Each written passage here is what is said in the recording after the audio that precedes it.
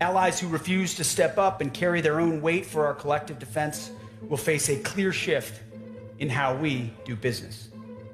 But for those who believe they can continue to free ride on the generosity of the American taxpayer, hear us now. Those days are over.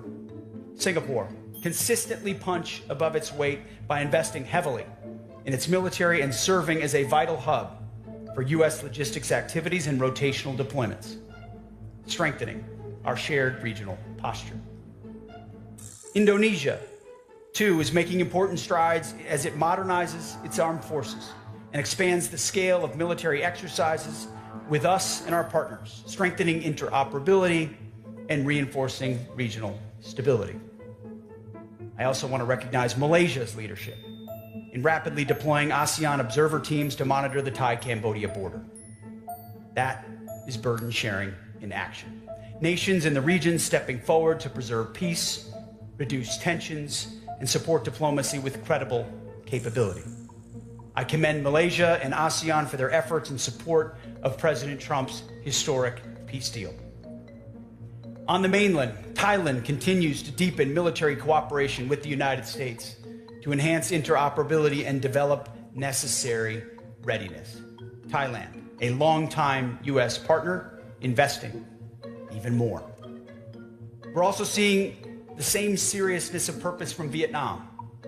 Hanoi is diligently modernizing its maritime capabilities while expanding pragmatic defense cooperation with the United States.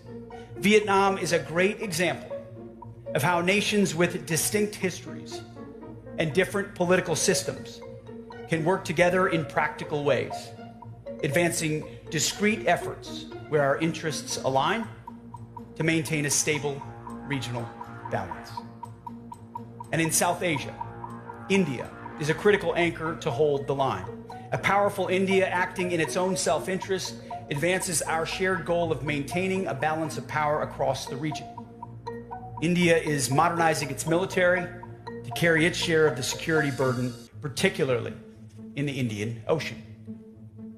It's building out the heavy industrial and logistics capacity to sustain high-end military operations, including the ability to repair and maintain our shared platforms and support U.S. Navy vessels operating forward in the theater. We've also committed to pursuing co-production with India to advance capabilities like Javelin anti-tank guided munitions. Real, tangible steps to improve the collective readiness of our forces. This kind of industrial muscle isn't just a long-term goal, it's an immediate operational imperative. And the United States Department of War is leading the way. America is undergoing a historic national manufacturing mobilization of our defense industrial base. We will produce the best weaponry in the world at scale, at speed, and at a reasonable price. This is my personal commitment to all of you, and it is our president's demand. And it's why President Trump, after spending $1 trillion on defense last year, plans to make a generational investment of $1.5 trillion on defense this year to unleash America's arsenal of freedom and expand America's military dominance for decades to come, a generational investment. President Trump is setting the gold standard. We demand 3.5% from our allies and partners, and we are going well beyond that number. We expect every single ally and partner to match that kind of resolve. For those nations that rise to this challenge, that embrace responsibility as true partners, the benefits will be clear. As our strategy states, we will prioritize working with model allies, those nations who are most capable, clear-eyed, and ready to defend their national interests. For those nations, we are moving them to the front of the line.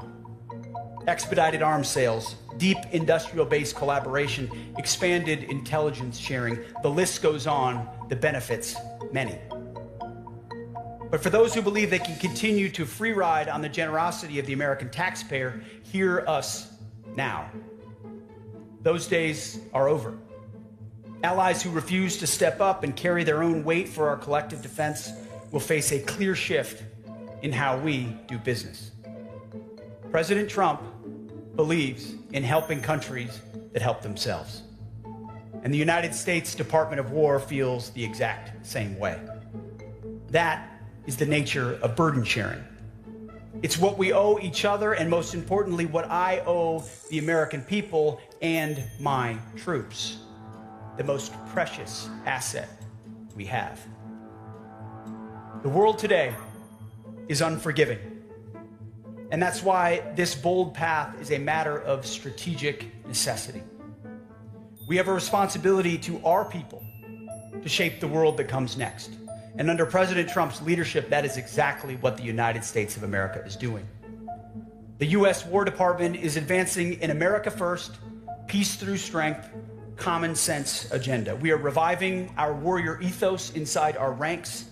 We are rebuilding our great military, and we are reestablishing the deterrence that was so dangerously allowed to erode under the Biden administration. Under President Trump, we have the most powerful and capable military in the history of the world.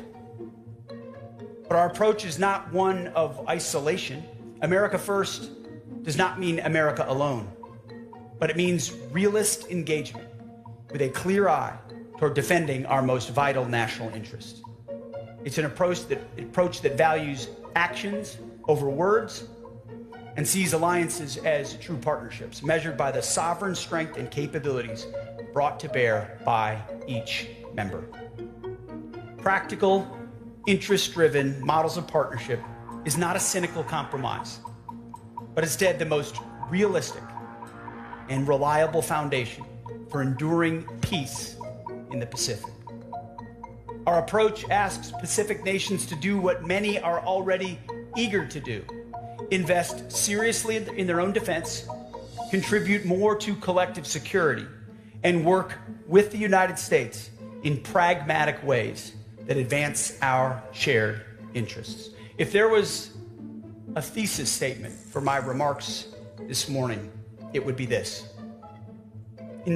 join us in embracing this vision, in building a team of strong, self-reliant nations fully capable of defending their own sovereignty while contributing to our collective security, in preserving the favorable balance of power that benefits all of us. Strong, quiet, clear. I've said this before, but it bears repeating again and again. Those who long for peace must prepare for war. From my first platoon to the first island chain. Let that remain at the forefront of our minds, because we all long for peace. That time is now. The challenges we face are real, but so is the opportunity before us. We must meet that moment. And may Almighty God bless all of our troops in harm's way. Thank you very much.